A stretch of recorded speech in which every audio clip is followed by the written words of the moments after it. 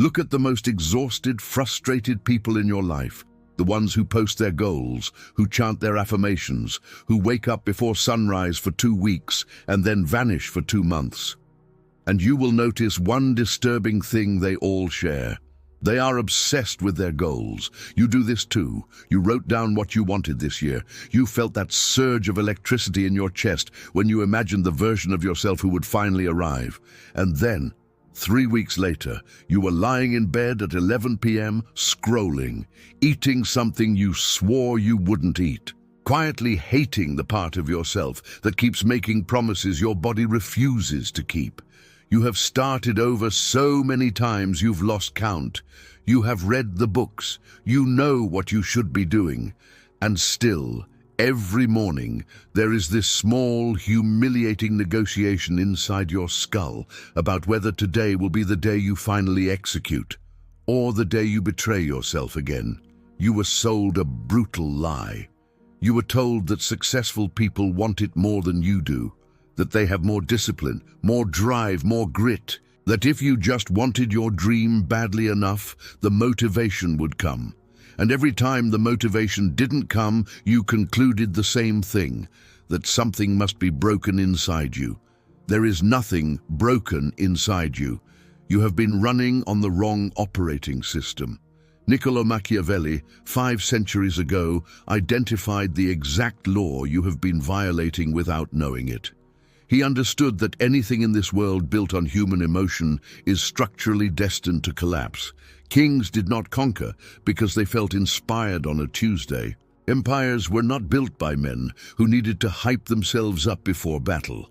Power, real power, has always been architectural, and you're about to be initiated into the precise reason your ambition keeps dying in your own hands.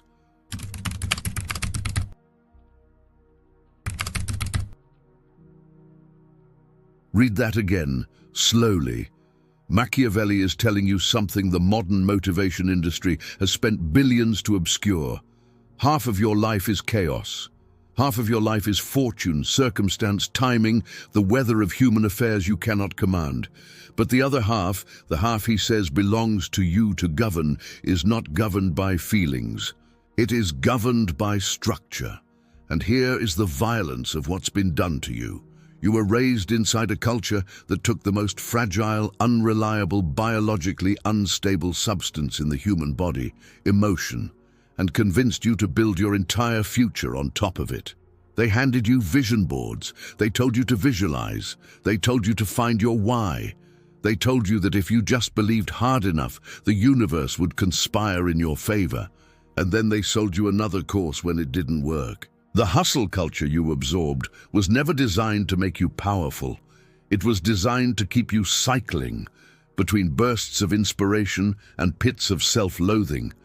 Because a person trapped in that cycle is a person who keeps consuming, keeps buying, keeps searching for the missing ingredient. The missing ingredient does not exist. The architecture is the ingredient.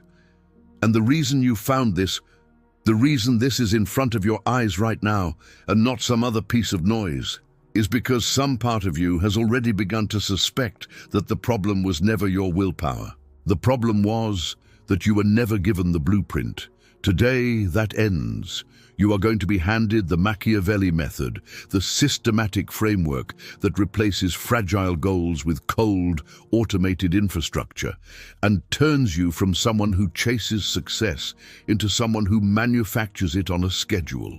You will understand why your brain has been sabotaging you, why every productivity system you've tried has failed you, and how to construct the silent, invisible machinery that successful people have always operated behind closed doors. There is a specific image I want you to hold in your mind throughout this. The image of a mechanism turning quietly in a dark room, untouched by anyone's mood, indifferent to the weather outside. Hold it. We will return to it.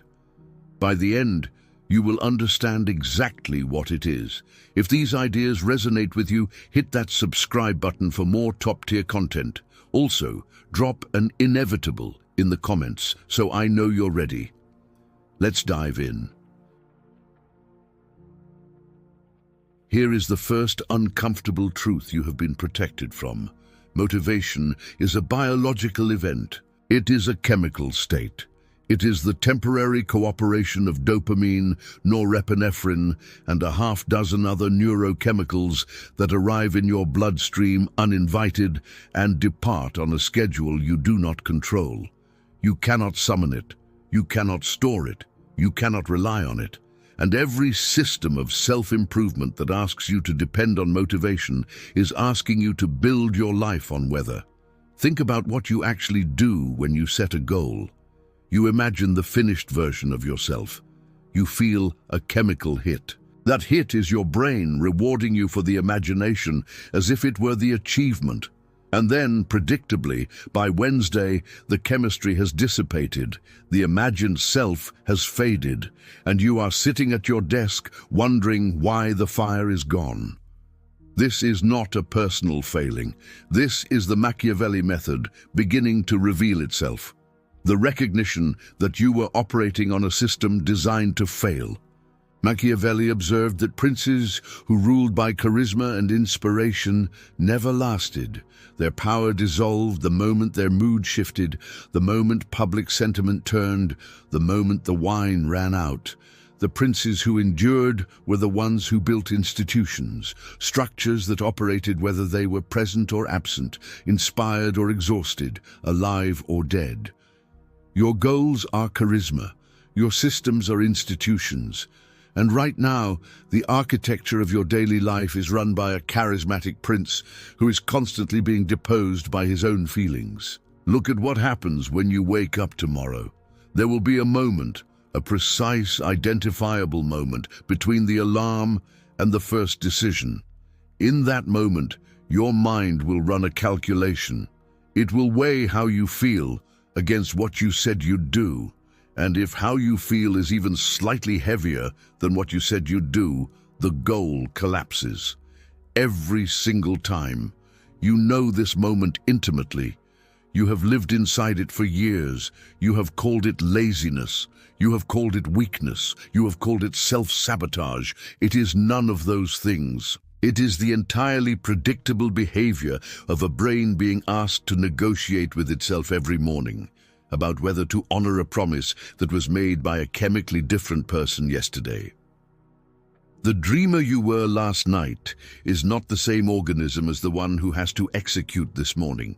And the executing organism owes the dreaming organism nothing, unless the dreamer built a structure that removes the negotiation entirely. This is what those who build systems, not goals, understand at a level deeper than language. They have eliminated the morning negotiation. They have engineered their environment so that the path of least resistance and the path of correct action are the same path. The decision is no longer made in the moment of weakness. The decision was made once, structurally, in a moment of clarity. And the structure now carries them through every moment of weakness that follows. So sit with this question, because it will reorganize how you see your last 10 years. How much of your life have you spent trying to win an argument with your own nervous system at 6 in the morning? And what would become possible if you simply refused to have that argument ever again? Now we have to examine something darker, a perspective reversal that will change how you interpret every achievement and every failure you have ever experienced. You have been told that goals give you direction, that without them you would drift, that the finish line is what keeps you moving. This is half the truth. The other half is the part no one wanted you to see. A goal is a finite structure. It has an endpoint. And the moment your brain identifies that endpoint, something quiet and devastating begins to happen. The goal becomes a ceiling. You start unconsciously calibrating your effort to the size of the goal, not to the size of your potential. You begin negotiating downward. You start asking yourself how little you can do and still cross the line. The goal does not pull you toward greatness. It defines the precise minimum of greatness you are willing to settle for. And then, if you actually achieve it, something even stranger occurs. You feel empty. You expected a transformation. You expected to become someone. And instead, you woke up the next morning as the same person, just with the goal behind you instead of in front of you. This is the identity crisis that successful people speak about in private and almost never in public. The Olympic athlete in depression 6 months after the gold, the founder in existential crisis after the exit, the student empty after the acceptance letter. They achieved the goal, and the goal did not deliver the self. Because the goal was never going to deliver the self. The self is delivered by what you do every day, in the absence of any audience, in the absence of any prize. Machiavelli understood this with terrifying clarity. He observed that the prince whose entire identity was built on conquest became dangerous to himself the moment the conquest was complete, because he had constructed no architecture for the day after the war. A system, by contrast, has no finish line. It is not something you achieve, it is something you operate. And the person who operates a system every day is, by definition, becoming that system. The Machiavellian mindset is not goal-oriented, it is identity-oriented through structure. You do not aim at being a writer, you construct a life in which writing occurs every morning at the same hour, regardless of mood, regardless of inspiration, regardless of whether anyone is watching. After 90 days of that structure, the question of whether you are a writer becomes absurd. The structure has made you one. This is the leverage point that has been kept from you. Goals make you wait to become. Systems make you already are. And here is the hyper-specific version of the shame you have been carrying. The version no one has ever named for you out loud. You have spent years secretly comparing yourself to people who, from the outside, appear to want it more than you do. You watch their consistency and you assume they possess some emotional fuel you lack. You have privately concluded that something in your wiring is defective, that you are constitutionally incapable of the sustained desire that other people seem to access effortlessly. You can stop carrying that now. They do not want it more. They have simply constructed an environment in which wanting is no longer required. The wanting was always optional. The structure was the whole game. And the moment this lands for you, a strange relief arrives. You realize you do not have to manufacture a feeling you have never been able to manufacture. You only have to build a machine. There is a version of you that has been waiting underneath the exhausted, apologetic version you have been performing for years. This version does not need to be hyped up. This version does not require a pep talk. This version does not journal about feelings before executing. This version simply runs the machine. Carl Jung would call this an integration of the shadow, the cold, calculating, emotionally detached architect inside you that you were taught to suppress because it didn't look warm, didn't look humble, didn't look like a good person. You were told that real success came from passion. You were told that the heart had to lead. You were taught to distrust the part of yourself that wanted to operate on logic alone. That part of yourself is not your enemy. That part is your sovereign. And you have been keeping it locked in the basement of your psyche while the emotional, hopeful, easily discouraged part of you has been running your life into the ground. To build systems, not goals, is to allow the cold architect to take the throne. It is not cruelty. It is not coldness toward others. It is the willingness to be coldly accurate about how your own organism actually functions, and to design your life around that accuracy instead of around the fantasy that you are someone different. Here is what the cold architect knows that the dreamer refuses to accept. Your future is not built by your best days. It is built by your worst days. The day you felt powerful and worked for 9 hours is irrelevant. The day you felt nothing, woke up flat, had no inspiration, no faith, no momentum, and still executed the minimum because the structure required it. That day is the load-bearing beam of your entire future. The dreamer thinks the peak days matter. The architect knows the floor is what determines the building. Raise the floor and everything above it rises automatically. Lower the floor and no ceiling will save you. So the strategic question is no longer, how do I feel more motivated more often? That question is dead. The new question is, what is the minimum viable action I can guarantee on the worst possible day, and how do I engineer my environment to make that action the path of least resistance? This is the inversion. This is the entire Machiavelli method in one sentence. You stop trying to become a better person and start trying to design a better cage for the person you actually are. The cage is not punishment. The cage is the architecture inside which freedom finally becomes possible. And I want you to notice something happening to you right now. In this moment of listening, the shame is loosening. The narrative that there is something wrong with you is dissolving. You are starting to feel something quieter and more dangerous than motivation. You are starting to feel competent, not inspired, competent. The two feel similar from the outside and could not be more different from the inside. Inspiration is loud and brief. Competence is quiet and permanent. Most people will never feel the second one because they spent their entire lives chasing the first. Now we begin construction, because understanding is worthless if it does not crystallize into structure, and the Machiavelli method is not a philosophy you adopt. It is a set of mechanisms you install. The first mechanism is what we will call the non-negotiable flaw.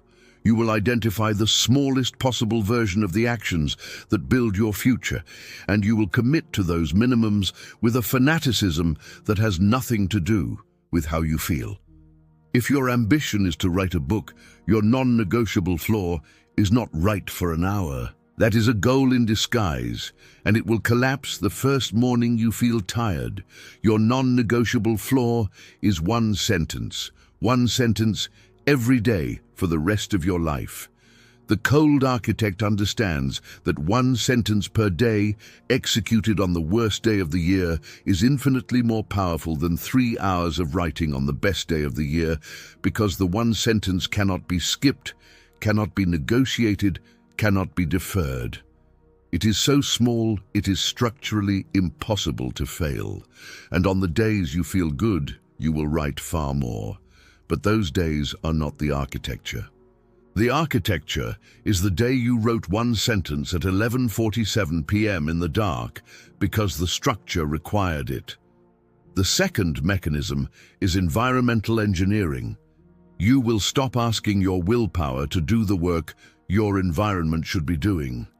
The person who keeps junk food in the house and tries to resist it has chosen the hardest possible game. The person whose kitchen contains only what serves them has eliminated the game entirely. Apply this to every domain of your life. Your phone, your workspace, your social circle, your calendar. These are not neutral objects in the background of your ambition. They are either the gears of your invisible empire or the saboteurs of it. Machiavelli wrote extensively about the prince's need to control the terrain of battle before the battle began. The undisciplined commander tried to win through bravery on bad terrain. The strategic commander chose the terrain so that victory was already structural before a single sword was drawn. Your environment is your terrain. Choose it deliberately, or be defeated by it inevitably. The third mechanism is the elimination of decision points. Every decision is a tax on your finite cognitive resources. The person with 1,000 small decisions to make every day is the person who collapses by 3 p.m. into the path of least resistance, which is almost always the path that betrays them. The cold architect makes decisions once, structurally, and then never makes them again. What you eat on Mondays is decided. When you exercise is decided. When you work on what matters is decided. The decisions are pre-loaded into the system so that the in-the-moment self never has to negotiate. And the more decisions you remove from the moment, the more cognitive surplus you have for the rare decisions that actually require thought. This is how those who appear to have superhuman discipline actually operate. They do not have more willpower than you. They have fewer decisions than you. They have engineered a life in which most of the day runs on rails, leaving them with energy and clarity for the small number of moments that genuinely require human judgment. The fourth and final mechanism is the indifference protocol. You will become emotionally indifferent to the daily execution. You will stop celebrating that you did it. You will stop punishing yourself when you didn't. You will treat the execution the way a soldier treats brushing his teeth. Not as an achievement, not as a moral event, but as a neutral feature of being the kind of organism that exists. The moment you stop emotionally charging the execution becomes effortless. It is the emotional weight you have been placing on every morning's action that has been exhausting you. Remove the emotion, and what's left is just the action. And the action, stripped of all the psychological baggage you've been attaching to it, takes far less energy than you have been spending on the dread of it. There is a perspective reversal here that I have to give you, and it will land quietly, but it will not leave you. Everything I have just described, the flaw, the environment, the decisions, the indifference, appears at first to be a system you build to achieve your ambitions. It is not. The system is the ambition. You thought you wanted the book, the body, the company, the freedom. You did not. What you actually wanted, underneath all of that, was to become the kind of person who could be trusted to operate a system. You wanted to stop being at war with yourself. You wanted to wake up and not have to convince yourself to be yourself. The outcomes were never the prize. The sovereignty was the prize. And the sovereignty arrives the moment you begin operating the structure, long before any external outcome confirms it. This is what no goal-setting book has ever told you, because most of them were written by people still chasing the outcomes themselves. The reward for building the machine is not what the machine produces. The reward is who you become while operating it. And here is the second mirror moment, the precise articulation of something you have suspected privately for a long time without permission to say it out loud.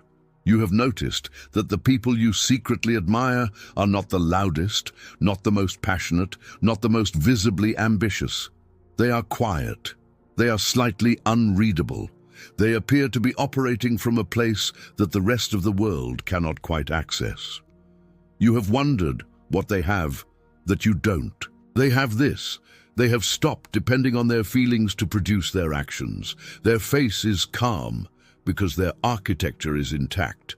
They are not suppressing emotion. They have simply removed emotion from the load-bearing position in their lives. Emotion is allowed to exist.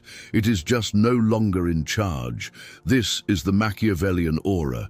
It is not cultivated. It is the natural byproduct of someone whose internal infrastructure has been built correctly. You cannot fake it. You can only construct the conditions that produce it. And when others encounter that aura, they cannot name what they are responding to. They simply feel that this person is operating from a different level of reality than the one they themselves inhabit. They are. The level is structural. The rest of the world is still trying to feel their way into their future. The sovereign operator is building it on rails. Notice what is happening to your understanding right now. The strategic thinking you are absorbing is no longer about productivity. It is no longer about success psychology in the narrow sense. It has become something larger. It has become a complete reorientation of what it means to be a competent human being in a world that is constantly trying to extract your attention, your energy, and your time. Self-mastery is no longer a slogan to you. It is a specific, mechanical, engineered state. And the stoic mindset you have heard so much about is suddenly comprehensible. Because you understand finally that the Stoics were not suppressing their emotions. They had simply, like Machiavelli, refused to let emotions sit in the throne room of their lives. The throne room belonged to the architect. Everything else was a guest. Walk with me into a specific morning, not far from now. The alarm goes off. You do not feel anything in particular. There is no dread, but there is no excitement either. You get up because the structure expects you up, and the structure has been operating long enough that getting up is not a decision anymore. It is just the first gear engaging. You move into the first action of the day without thinking about it. There is no negotiation. There is no inner voice asking whether you really want to do this. The inner voice has gone quiet because the structure removed the question it used to ask. You execute your minimums. They take less time than you expected because most of the friction was always emotional, and the emotion is gone now. By mid-morning, you have done more than you used to do in entire days, and you have not felt heroic for a single moment of it. You feel nothing. You feel competent, and the people around you are beginning to notice something they cannot articulate. You respond to setbacks the way a thermostat responds to a temperature change, not with alarm, but with recalibration. You no longer participate in the small dramas that used to consume you. You appear to have access to a steadiness they do not understand. They will assume you have become confident. You have not. You have become structural. There is a difference, and the difference is everything. This is what the Machiavelli Method delivers when it is fully installed. Not motivation, not passion, not the loud, performative success the culture sold you. Something quieter and more permanent, the inevitable win. The win that is not won in any single moment, but is produced mechanically by the operation of a machine you constructed deliberately and now no longer have to think about. Remember the image I asked you to hold at the beginning, the mechanism turning quietly in a dark room, untouched by anyone's mood, indifferent to the weather outside. That mechanism is you. That mechanism has always been the answer. You are not behind because you lack desire. You are behind because no one ever taught you that desire was supposed to be replaced, not amplified. Replaced by structure. Replaced by architecture, replaced by the cold, beautiful clarity of a life that runs whether you feel like it or not. The dreamers in your life will keep waking up every morning to negotiate with themselves. They will keep waiting for the feeling. They will keep buying the next course, reading the next book, downloading the next app, hoping that this time the magic substance will finally arrive in their bloodstream and carry them across the finish line. It will not arrive. It has never arrived for anyone. The ones who appeared to receive it had simply built the machine and were standing on top of it, watching the rest of the world wait for permission from their own feelings. You do not need permission anymore. You have the blueprint, and the only remaining question is whether you will operate it. Not whether you will feel like operating it, because that question has been retired. Operate it on the days you feel strong. Operate it on the days you feel nothing. Operate it on the days you feel like a failure. The machine does not care which kind of day it is. The machine only knows whether it is turning. Keep it turning. The rest of your life will assemble itself around that single structural fact. If this changed something inside you, if you can feel the architecture beginning to assemble underneath your ribs, then this channel is the place where that architecture continues to be built. We do not deal in motivation here. We deal in mechanisms. We do not chase outcomes. We engineer inevitabilities. Subscribe, because what comes next is the next gear of the machine you have just begun to construct, and operating it alone would be a mistake. And whatever you do, don't stop now. The on-screen video matters more than you think. Trust me, you don't want to miss it. I'll see you there. See what others miss. Know what others fear. Become who others can't.